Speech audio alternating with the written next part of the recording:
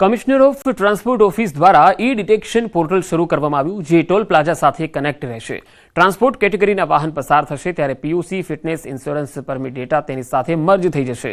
જો સમય મર્યાદા પૂરી થઈ હશે તો ટોલ પ્લાઝા પરથી જ ઈ-ડિટેક્શન પોર્ટલ દ્વારા ઈ-ચલણ જનરેટ થઈ જશે. તેના થકી ટ્રાન્સપોર્ટ કેટેગરીના વાહન પર કાર્યવાહી થશે. હાલમાં કમિશનર ઓફ ટ્રાન્સપોર્ટ ઓફિસ દ્વારા ઈ-ડિટેક્શન પોર્ટલ NICને મદદથી ચાલુ કરવામાં આવ્યું છે. આ ઈ-ડિટેક્શન પોર્ટલ જે તે ટોલ પ્લાઝા સાથે સંપર્કમાં રહેશે અને ટોલ પ્લાઝા પરથી જેટલા બી ટ્રાન્સપોર્ટ કેટેગરીના વાહનો પસાર થાય છે, આ તમામ વાહનોમાં જે તેનું પીયુસી છે, ઇન્સ્યોરન્સ છે, ફિટનેસ અને પરમિટ છે, આ તમામ વાહનો જે વાહનના અમારા ડેટા છે એની જોડે મર્જ થશે અને આ ડેટાના આધારે આમાંથી કોઈ પણ ડોક્યુમેન્ટ એનું એક્સપાયર છે તો એના પર ડાયરેક્ટ ઈ-ડિટેક્શન પોર્ટલથી ઓટોમેટિક એક મેમો ઈ-ચલણ જનરેટ થશે. ભારત સરકારની 100, 200 અને 500ની ચલણી નોટો વિશે તમે જાણો છો, પરંતુ શું તમે ક્યારેય 75, 90 અને 800 રૂપિયાના સિક્કા જોયા છે? તમને સાંભળીને નવાઈ થશે કે રિઝર્વ બેંક અવનવા સિક્કાઓ બહાર પાડે છે. આવા સિક્કા ચલણમાં તો નથી, પણ કોઈની યાદમાં સ્મારક સિક્કા કે યાદગીરી રૂપે બહાર પાડવામાં આવતા હોય છે. આવા સિક્કા, ટપાલ ટિકિટો, જૂની નોટોનો સંગ્રહ કરતા ગોંડલના એડવોકેટ દેવાંશુ શેઠ પાસે 900, 800, 90 અને 75 રૂપિયાના અનેક સિક્કાઓનો સંગ્રહ છે.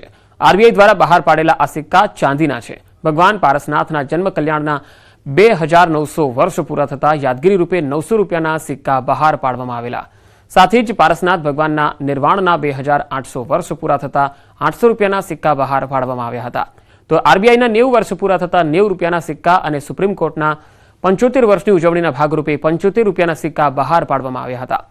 આ સિક્કા ચલણમાં નથી હોતા, પરંતુ લોકો તેનો સંગ્રહ કરે છે. ત્યારે ભગવાન પારસનાથના 2900 વર્ષ જન્મ કલ્યાણના પૂરા થતા 900 રૂપિયાનો સિક્કો બહાર પાડ્યો છે. એ જ રીતે એમના પારસનાથ ભગવાનના નિર્વાણના 2800 વર્ષ પૂરા થયા એની યાદમાં 800 રૂપિયાનો સિક્કો બહાર પાડ્યો.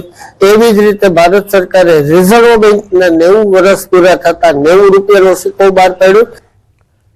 ધારીના ઝર ગામમાં ડોક્ટરે પચાવી પાડેલ ખેડૂતની જમીન પોલીસે પરત અપાવડાવી. નોંધનીય છે કે 2020માં ખેડૂતે ડોક્ટર પાસેથી ખેતીકામ માટે વ્યાજે પૈસા લીધા.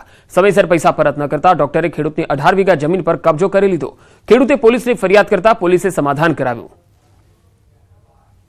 એક સારી બાબત છે કે ફરિયાદી અને આરોપી વચ્ચે એક સુખદ સમાધાન આ બનાવ બાબતે આજે એને પૈસા આપેલ હતા અને તે એવજમાં એને જે જમીન પચાવી પાડેલ હતી તે બાબતે થઈ ગયેલ છે. જમીન વિવાદનો પોલીસે સુખદ અંત કરાવ્યો. ખેડૂતને કરોડોની જમીન પરત અપાવડાવી હતી.